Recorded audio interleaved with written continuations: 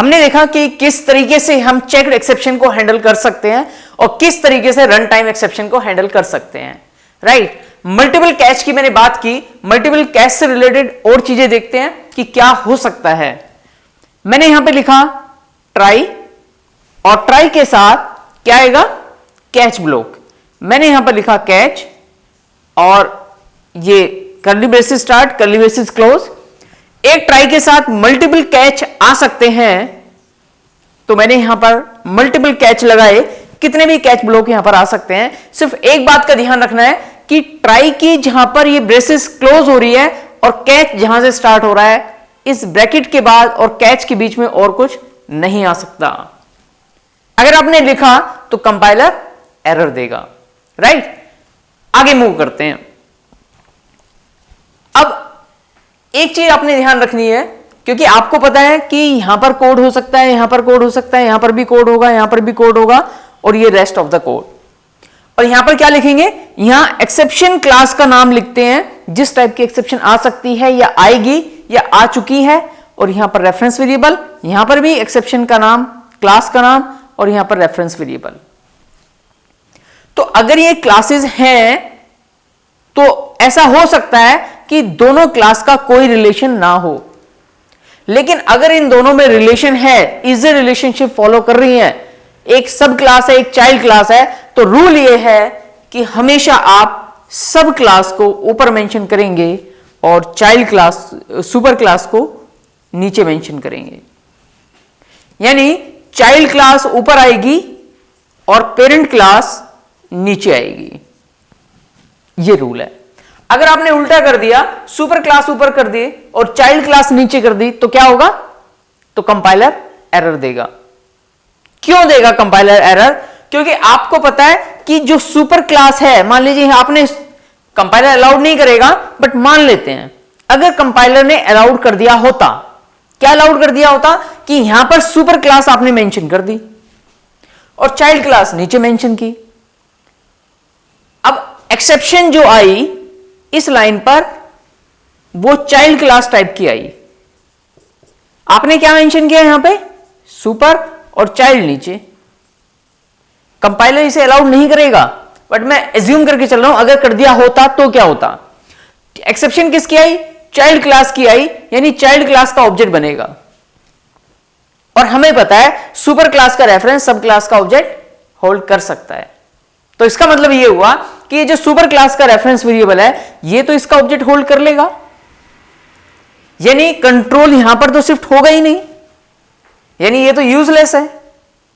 इसलिए अगर आप ऐसा लिखते हैं तो कंपाइलर आपको यही कहेगा कि exception is already has been caught, और इस पे एरर देगा कि ये अब यूजलेस है, क्योंकि जो भी एक्सेप्शन आएगी वो ही हैंडल कर लेगा, इसकी जरूरत नहीं है। इसलिए रूल ये है कि चाइल्ड क्लास ऊपर मेंशन होगी और सुपर क्लास नीचे मेंशन होगी, यानी चाइल्ड क्लास जो भी होगी वो ऊपर, सब क्लास ऊपर और सुपर नीचे। अब देखते हैं, अगर चाइल्ड टाइप की एक्सेप्शन आई तो यहां पर कंट्रोल पहुंचेगा और ये इसे हैंडल कर लेगा, जो कि करना भी चाहिए था। मान लीजिए सुपर क्लास की एक्सेप्शन आई तो कंट्रोल यहां से यहां शिफ्ट होगा, लेकिन इसे पता है कि ये इसे हैंडल नहीं कर सकता। फिर कंट्रोल नेक्स्ट कैच में मूव करेगा, अब सुपर का ऑब्जेक्ट था, यहां पर भी क्लास सुपर ही थी, तो अब ये इसे हैंडल कर लेगा, राइट। तो हमेशा चाइल्ड क्लास ऊपर लिखनी है, सुपर नीचे लिखनी है। अगर आपने अपोजिट किया तो कंपाइलर आपको एरर देगा। अब आप कहेंगे कि ये तो अच्छी बात है ना, कि अगर सुपर ऊपर मेंशन हो जाए, ये तो प्लस पॉइंट हो गया कि एक ही क्लास लिखने की जरूरत है।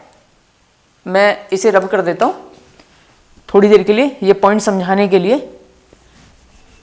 अब आपके माइंड में एक क्वेश्चन आ रहा होगा, और क्वेश्चन ये कि अगर मैंने ऊपर सुपर मेंशन किया